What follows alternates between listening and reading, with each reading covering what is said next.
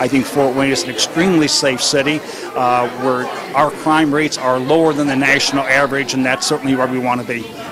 Overall crime is down 15%, but there are still improvements to be made as violent crime is up 8%.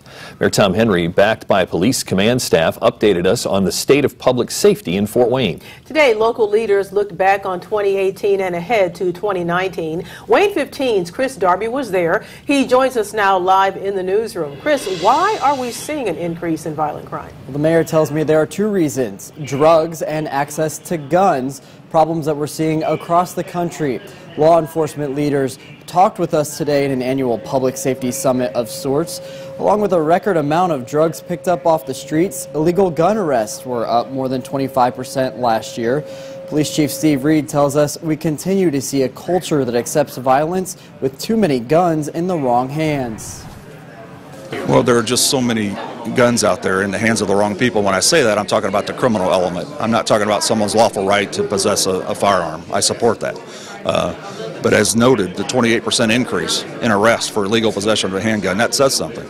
And it says also our officers out there working hard to get those guns off the street. Officers are also working to solve homicides. More than half of the cases last year have been closed.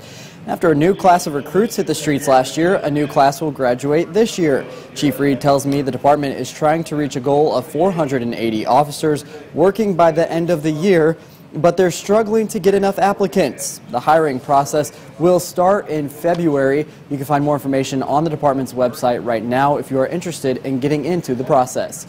Live in the newsroom, Chris Darby, Wayne 15 News. Chris, thanks. Fort Wayne firefighters responded to 24,000 calls for service in 2018.